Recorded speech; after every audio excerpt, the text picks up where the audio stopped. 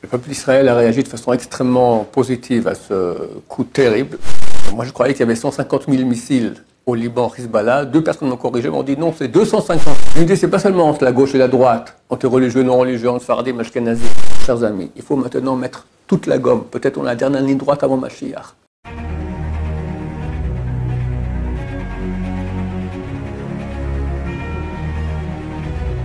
Ce shiur dédié pour la Refoua Shema, la guérison complète et rapide de Chaim Yitzhak Jackie Benla Bezrat Hashem. Tov, on est 2 semaines après, 2 semaines et 1 jour après le terrible malheur qu'il y a eu ici près de la bande de Gaza. Et Baruch Hashem. Le peuple d'Israël a réagi de façon extrêmement positive à ce coup terrible. Il y a eu beaucoup de miracles. Parallèlement à tout le malheur qu'il y a eu, mais en même temps aussi beaucoup de miracles. Et un réveil du peuple juif dans la tchouva, des milliers qui reviennent à la Torah, des milliers. Et surtout, plus important que tout, une hardout, une très grande unité dans le peuple juif. C'est fini, il n'y a plus de division, plus de... un grand amour, une union extraordinaire. Et ça vaut des millions de milliards. C'est écrit qu'à l'époque du roi David, les armées du roi David partaient en guerre et perdaient la guerre. Alors c'était tous des tzadikim. Et à l'époque de Achav, le roi Achav, c'est le pire des rois qu'on a eu peut-être. C'était terrible. Un assassin, idolâtre, tout ce qu'on peut imaginer. Et ils partaient en guerre et gagnaient. Comment ça se fait? Parce qu'ils étaient unis. Donc l'union, c'est quelque chose que Dieu aime beaucoup. Et si le temple est détruit depuis bientôt 2000 ans, c'est parce qu'il y a une désunion. Et là, Baruch Hashem. Il y a El HaTchouva et l'union, je crois qu'on peut dire à Dieu, voilà, c'est bon, tu peux nous Mashiach, Bezrat Hashem, mais il faut continuer. Et je pense qu'on a déjà eu un grand cadeau d'Hachem, 2 grands cadeaux d'Hachem. Le premier, il semblerait, je ne suis pas dans les sphères politiques, mais il semblerait qu'il n'y aura pas d'attaque sur Gaza. Et c'est très bien. Pourquoi? Parce que Gaza, c'est un vrai guépier. Il y a plus de presque 2 millions d'habitants là-bas.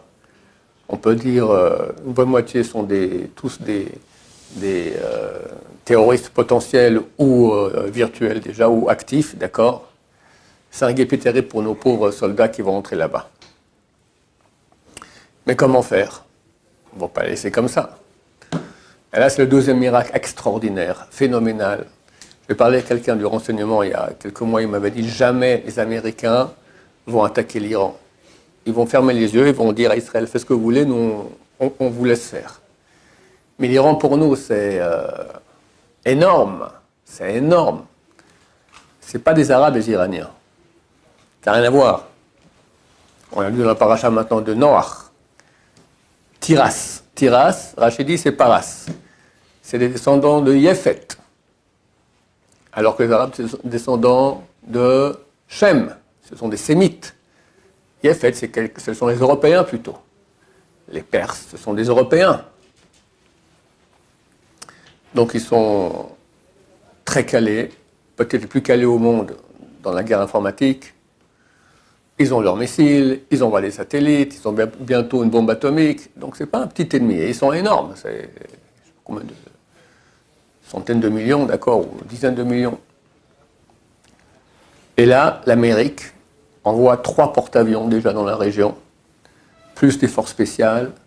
Quelqu'un m'a dit, il a vu ça sur les sites de nouvelles, 2000 tanks sont déjà positionnés ici dans la région. 2000 tanks, c'est bien plus que tous les tanks qu'il y a en Israël, d'accord? J'imagine, je ne connais pas les chiffres, mais j'imagine. Ils vont faire la guerre à notre place. Et on va gagner énormément. Pourquoi? Parce que tu me dis, il y a Hamas au sud, il y a Hezbollah au nord, mais ce ne sont rien que les membres de la tête. La tête, c'est l'Iran. Tu coupes la tête, il n'y a plus rien. Il n'y aura ni Hamas, ni Hezbollah. Bezrat Hashem. Donc il faut beaucoup continuer. Et ça c'est un miracle. Il faut comprendre que c'est un miracle. Ce n'était pas comme ça il y a quelques jours. Il n'y a aucun doute que, le sacrifice de tous nos frères et sœurs qui sont morts là-bas, les souffrances des otages qui sont encore maintenant là-bas, les prières du peuple d'Israël, la tchouva du peuple d'Israël. En 2 jours, il y a un site qui a proposé les lois de Shabbat, 15 000 personnes se sont inscrites. Et en France, je ne connais plus les chiffres, mais des centaines de filles qui ont pris sur la tznout. En Israël, des milliers. On les voit couper leurs habits, ils sont en train de couper le Yetzirah, en train de couper les forces du mal, d'accord, pour mettre des habits sniout. Je crois qu'il n'y a aucun soldat qui n'a pas un talit katan ici en Israël. On leur a amené des tonnes de nourriture, on ne veut pas de nourriture, on veut des talit katan. C'est phénoménal, j'ai jamais vu ça de l'histoire, c'est extraordinaire, extraordinaire. Et Dieu voit ça, et on voit, tric, ça a changé comme ça. C'est pas vous qui ferez la guerre, bon, nous aussi on fera la guerre. Mais chers amis, il faut continuer, il ne faut pas croire, bon, bah c'est bon. Il faut continuer parce que la guerre qui nous attend, elle est de loin, a priori.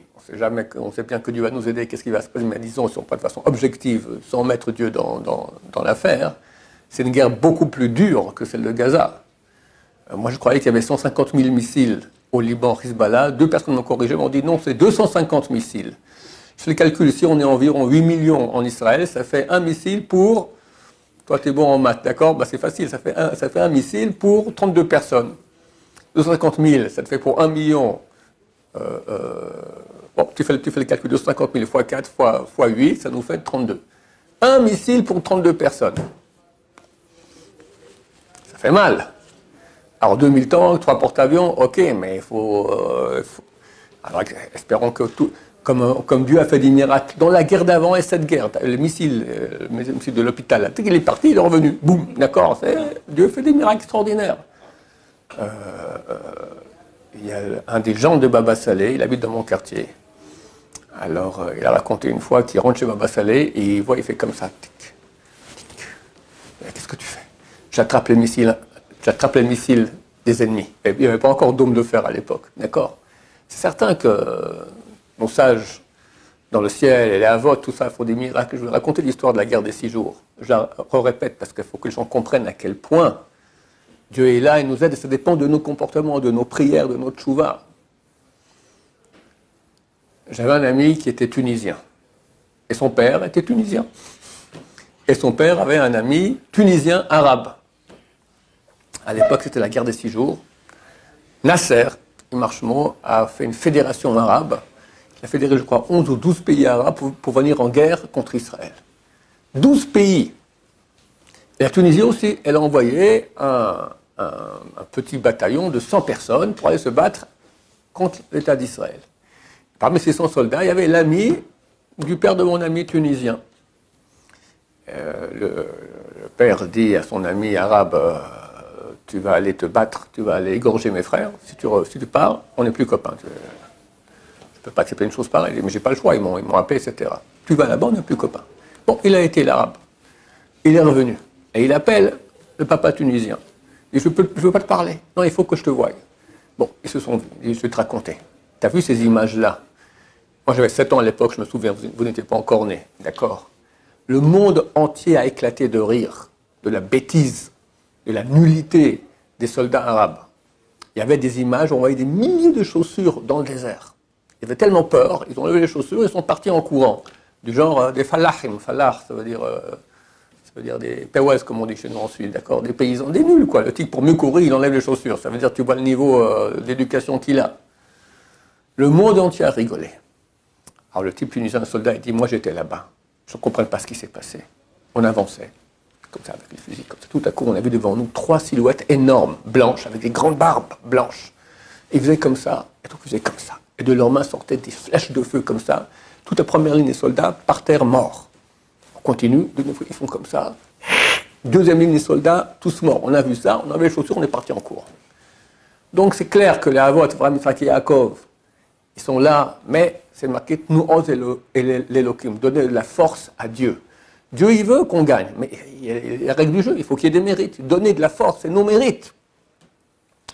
D'ailleurs, ose, la force, c'est étude de Torah. On a mis sur place d'ailleurs un programme d'étude de Torah pour tous ceux qui veulent, d'accord? Le Rabbi Shon va donner ce cours-là tous les jours à midi ici, midi heure israélienne, 11h heure française, pour tous ceux qui veulent. Donc l'étude de Torah, c'est certainement un des très grands critères de la victoire, comme c'est écrit. Traité Makot, page 10.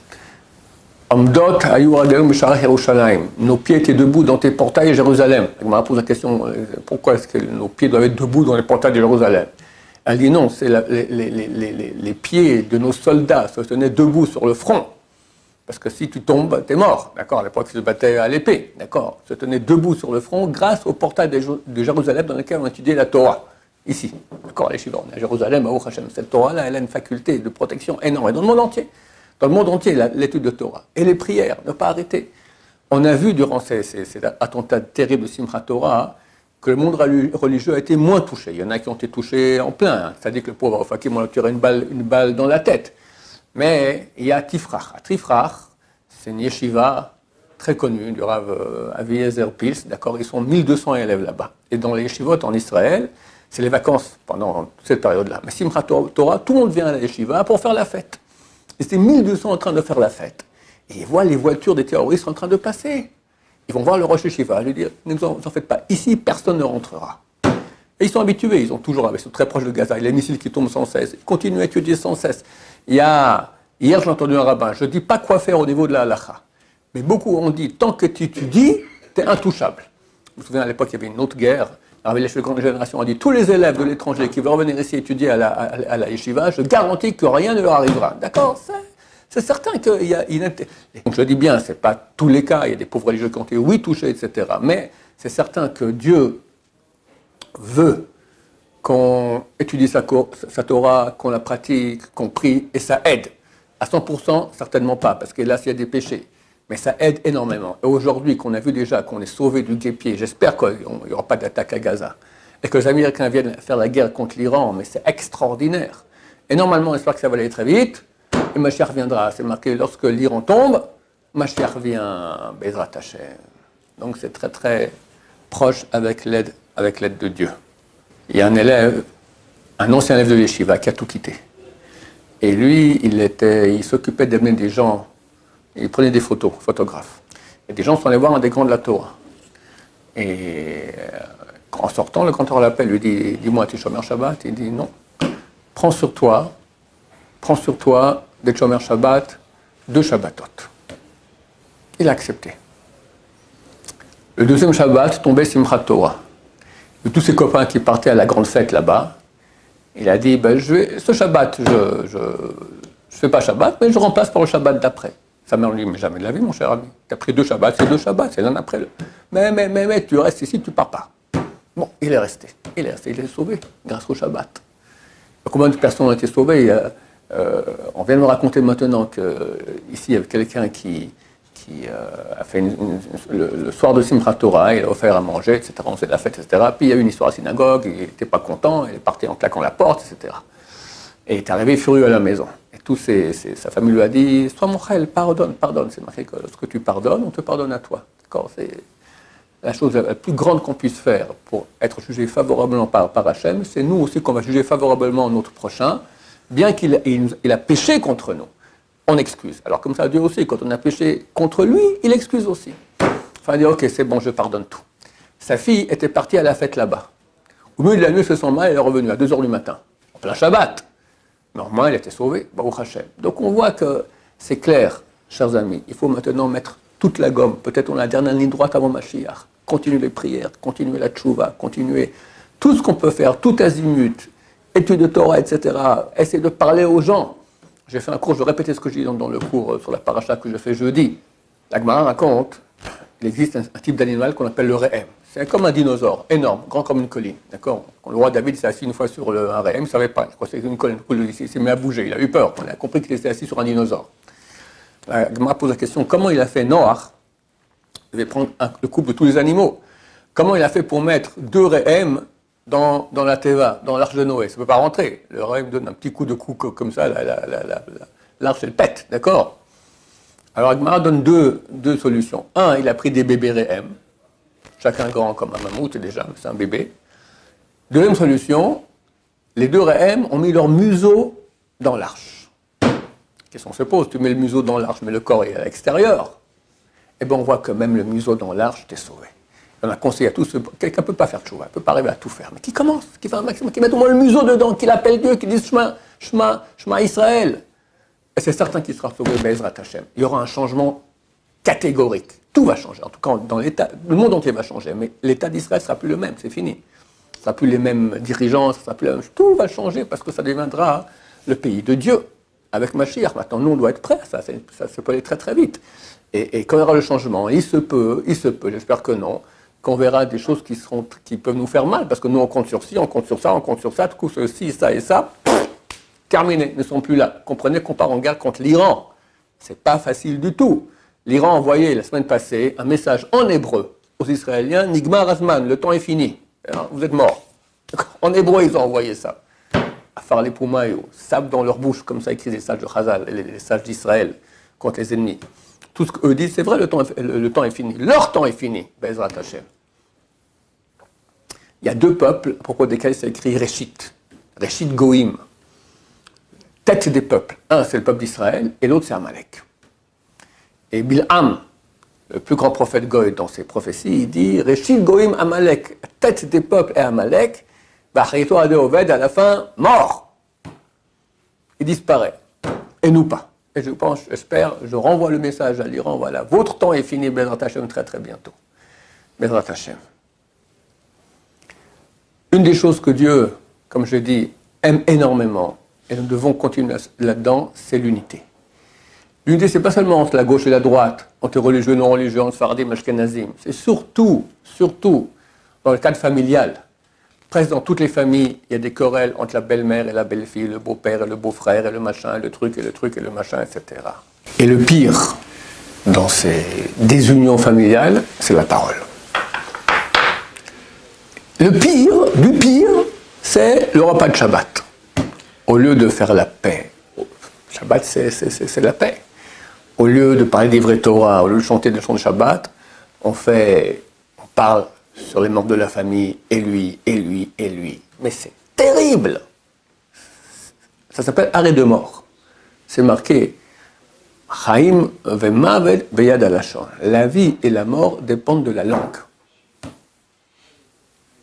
On peut tuer, et bien sûr être tué. C'est marqué qu'un Lashon Hara, il tue 3 personnes. Il dit celui qui parle, celui sur qui on parle, et celui qui écoute. Écouter aussi, c'est interdit. Il y a 2 interdits. Écouter et croire. Même si tu écoutes et tu ne crois pas, c'est interdit. Si tu crois, c'est encore pire. Et puis évidemment, quand on parle de quelqu'un que tu connais, il faut y aller pour ne pas avoir envie d'écouter, d'accord? Il faut partir. Dans les cas extrêmes, tu ne peux pas partir, tu es dans la voiture à 120 km à l'heure, si tu sors, c'est un peu dangereux. Alors il faut faire 3 choses. 1, penser ça ne m'intéresse pas. Et justement, il parle maintenant sur ton Rav, le Rav Shaya.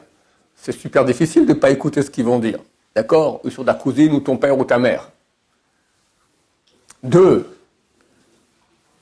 premièrement, donc ça ne m'intéresse pas. 2, je ne crois pas. Et 3, faire aucun signe d'acquissement. Tu souris, tu machin, tu fais comme ça, rien. Et c'est seulement dans les cas où tu ne peux pas t'en aller. Si tu peux t'en aller, tu dois t'en aller. Et comme l'a dit quelqu'un très intelligemment, beaucoup de gens, Baruch Hashem, aujourd'hui il y a beaucoup de sites, spécialement avec tout ce qui s'est passé à Gaza, qui proposent les lois de la Lashon Hara. Il faut étudier ces lois. Parce que des fois, c'est une mitzvah de parler la Lashon Hara. Des fois c'est permis, c'est pas une mitzvah. Des fois c'est interdit, il faut savoir qui, quoi, quand. D'accord? Sur qui on peut pas. C'est pas comme ça, on ne parle pas en mal sur les gens. Il y a des lois très strictes. Chafetz Chaim écrit, Chafetz Chaim, c'est l'auteur de Mishnah Berurah, d'accord? C'est le plus grand rabbin ashkénaze du début du siècle passé, décédé en 1933. On l'appelait le Chafetz Chaim. Oh non, parce que son vrai nom c'est Rav Israël Meir. On l'appelle Chafetz Chaim, le nom de son livre s'appelle Chafetz Chaim, qui est un livre entier sur les lois du langage. S'il a écrit un livre entier, eh ben, ça veut dire qu'il y a des lois. On n'écrit pas un livre entier sur rien. Donc il y a des lois. Ce sont des lois difficiles. Baruch Hashem. Il y a des livres qui ont écrit des raccourcis en hébreu, en français, en anglais, en toutes les langues. Il y a des cours là-dessus, partout sur Internet. Inscrivez-vous, étudiez ces choses-là, commencez à pratiquer. Si on étudie, même si on sait, il faut revoir, étudier ces lois-là, parce que c'est tellement facile. La Gemara dit que Dieu a mis 2 barrières. Il a mis les dents et les lèvres. Il ne faut pas qu'on parle les Lashon Hara. Mais moi, je vous dis, ces 2 barrières-là, pic, comme ça, on les défonce. Et tu fais un des interdits les plus graves de toute la Torah. Et surtout dans la conjoncture actuelle, d'accord, où Dieu veut la paix et veut l'amour. Qu'est-ce que tu parles mal sur ton prochain? C'est terrible ce que ça fait. C'est écrit quand on parle mal sur son prochain, le serpent commence à parler mal sur le peuple d'Israël. Le serpent, c'est les forces du mal, c'est l'Iran, c'est tous nos ennemis, d'accord, c'est Hamas. Il parle mal sur le peuple d'Israël, dans le ciel, à Dieu. Et Dieu, il entend, d'accord? Il dit, tais-toi. Quoi, tais-toi? Regarde, eux-mêmes, ils parlent l'un sur l'autre. Dieu dit, ouais, t'as raison. Dieu, t'as raison, il dit au serpent, t'as raison. C'est terrible. L'homme, il est appelé Ruach Memalela, un souffle parlant. On est le seul être parlant de toute la réalité. Attends, notre organe le plus sain, c'est la bouche. Avec ça, on étudie la Torah. Avec ça, on lit Télim. Avec ça, on prie. Si maintenant tu vas salir ta bouche, ben, elle ne vaut plus rien. C'est comme un chirurgien qui vient maintenant opérer avec une fourchette, d'accord? Le pauvre patient, il a peu de chance de s'en sortir. Par contre, si tu as une bouche qui est propre, c'est un scalpel, c'est un laser, d'accord? Tu pries à Dieu, Dieu il écoute. Dieu il écoute. Parce que ta bouche, elle est propre. Alors faisons tchouva sur cela. Et faisons le contraire. Le verset que j'ai dit auparavant, qu'est-ce qu'il dit? Il dit Chaim vemavet beyad alashon. Vie et mort dépendent de la langue. Mort, on a expliqué. Mais vie aussi. Combien on peut faire de bien avec la bouche? Tu dis un compliment à ton ami. La fameuse belle-mère insupportable. Madame, vous êtes une femme exceptionnelle. Mais vous rigolez? Non, non, vraiment, j'ai beaucoup réfléchi. Je vous adore, quelqu'un de très très bien. C'est une révolution ce que tu as fait. La vérité, elle est affreuse, d'accord? Et tu ne supportes pas. Mais tu as fait cet acte-là. Tu sais combien de sainteté t'amène dans le monde? Tu sais combien? Qu'est-ce que ça fait pour le peuple d'Israël? Mais c'est phénoménal, phénoménal. Quelqu'un, il veut sauver un Israël, qui fasse ça sans cesse. Tous les gens qu'il hait et qui le haïssent, qu'il aille leur dire des compliments, des mots d'estime, tout ça, à faire la paix. Mais il sera aux premières loges quand Mashiach il arrivera. Vie et mort, c'est dans les mains de la langue. La vie aussi. Comment tu peux faire de mots dans le cadre du couple? Comment tu peux faire, un conjoint peut faire à son conjoint des mots d'estime, des mots d'amour, des mots de gentillesse, à ses enfants, sans cesse, autour de soi? C'est facile. C'est tellement facile. Les hommes recherchent le kavod. Alors, quand ils disent un mot de kavod sur quelqu'un, l'honneur, d'accord, quand ils disent un nom, quelque chose d'honorifique sur quelqu'un, ils ont l'impression qu'on leur a volé quelque chose, du genre, t'es plus que moi. C'est idiot. Parce qu'au contraire, les sages d'Israël disent, dans Pirkei Avot, Ezem Chubad Achabet Tabriot. C'est qui celui qui est honorable? Celui qui honore les créatures. Par le fait que tu honores les gens, que tu es respectueux, tu es gentil, tu dis. Au contraire, ça te rend toi honorable. Par le fait que tu te la fermes, tu dis rien, jamais rien. Parce que si j'ose dire sur quelqu'un qu'il est grand, c'est que moi je suis plus petit que lui. D'accord? Alors au contraire, on te prend pour un petit. Tu veux être grand? Allez, très bien, tu es malade. Mais beaucoup de gens veulent être grands, d'accord? Tu veux être grand vraiment? Dis que les gens sont grands autour de toi, vas-y, tu mitrailles de compliments, tu mitrailles de mots d'estime, tu mitrailles de gentillesse, tu mitrailles. Tu seras aimé. Peut-être ta maladie du vouloir grand, elle disparaîtra. Et Dieu va t'aimer. Et tu es le peuple d'Israël. Donc il y a une mitzvah énorme de faire attention à sa bouche, spécialement en ce qui concerne la shonara, comme je dis, la paix, l'union dans le peuple d'Israël, faire beaucoup de bien avec cette bouche-là, et comme ça Dieu aura pitié de nous. Amènera Mashiach, Bezrat Hashem, Berachamim Gdolim, avec beaucoup de miséricorde, sans aucun mort, sans aucune souffrance, suffisamment souffert, voilà. Le peuple d'Israël a suffisamment souffert, beaucoup trop. Atkan, finito, terminé.